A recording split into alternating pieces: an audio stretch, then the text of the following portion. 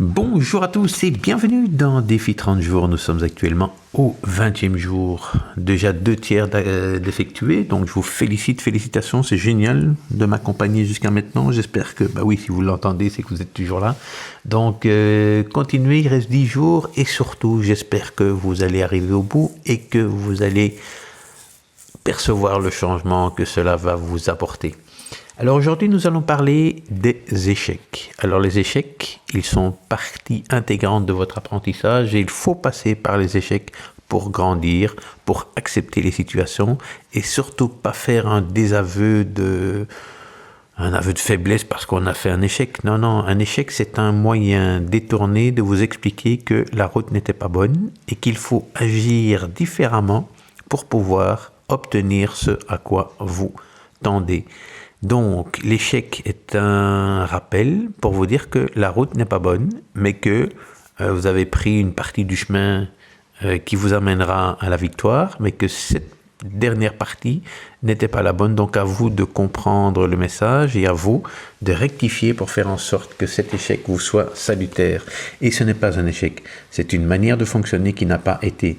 Et donc, comme pour Thomas Edison, qui a, je pense, on dit, c'est une légende, trouvé 9999 façons de ne pas faire fonctionner une lampe, et le jour où il a trouvé, eh bien, il a permis à tout le monde d'en profiter et d'avoir de la lumière dans chaque maison. On a pu éteindre les bougies et avoir de l'électricité également. Donc, c'est quand même assez fabuleux que 9999 échecs ont fait qu'il ait trouvé la solution. Donc il a été tenace et je vous invite aussi à être tenace et à continuer. Et plus vous allez continuer, plus vous allez remettre l'ouvrage sur le métier ou le métier sur l'ouvrage. Je sais que je l'ai déjà dit, mais j'ai de nouveau pas regardé sur internet et j'ai oublié.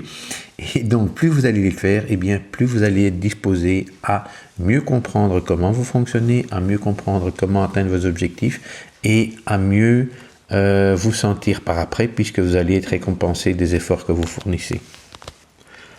Alors pourquoi l'échec est considéré comme une faiblesse? Eh bien, ça doit sûrement dater de l'école, où à l'école primaire, eh bien, on vous demandait tout le temps d'être performant et que chaque fois que vous faisiez une faute, on vous stigmatisait. Comme par exemple quand vous deviez écrire un texte et qu'il y avait 10 fautes dans le texte, vous aviez 0. Alors que peut-être que votre texte y comportait 100 mots, mais vous auriez pu avoir 90, non, vous avez mis 0. Pourquoi? Parce que c'est une manière de procéder, c'est une manière de stigmatiser la réussite et le fait d'être parfait. Mais parfait, personne ne l'est, c'est impossible d'être parfait. Et 8% de la population veut être perfectionniste. Et le perfectionniste, si vous en trouvez un autour de vous, eh bien, montrez-le-moi. Apportez-le-moi parce que ça n'existe pas, la perfection. Et on peut toujours mieux faire, il y a toujours mieux.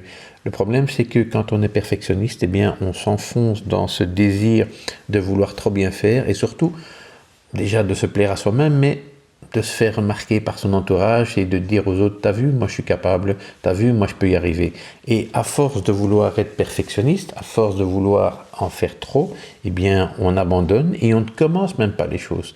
Donc on a même presque tendance à procrastiner parce qu'on est presque persuadé de ne pas arriver au bout de la tâche. Et donc on préfère reporter pour ne pas en souffrir parce que comme on s'exige trop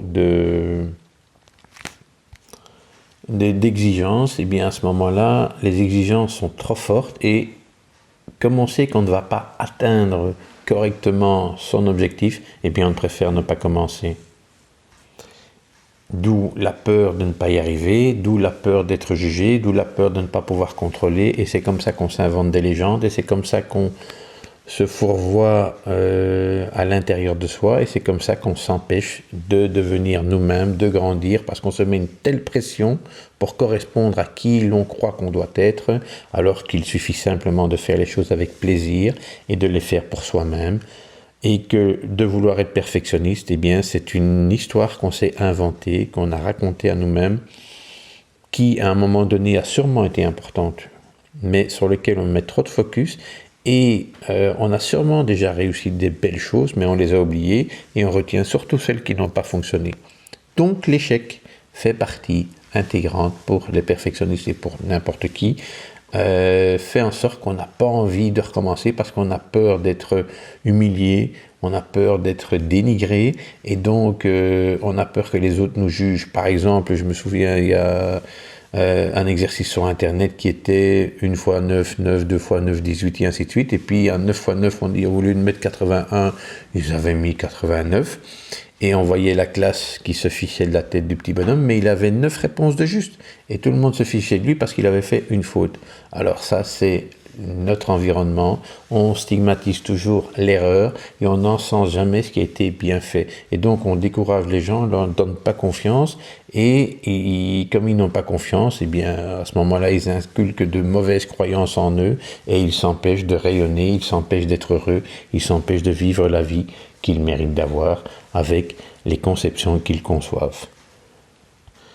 Donc, pour répéter, l'échec, c'est une manière de fonctionner qui vous permet d'apprendre différemment et d'arriver à votre but d'une autre manière.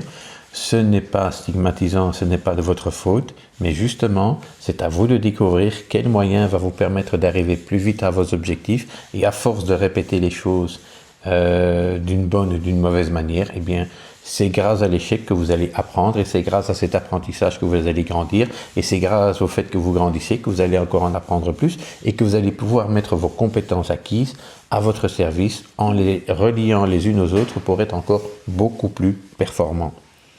Donc, fourte à l'échec, comme on dit à Bruxelles, et portez-vous bien et j'aurai plaisir à vous retrouver demain pour la 21e séance. Belle journée à vous!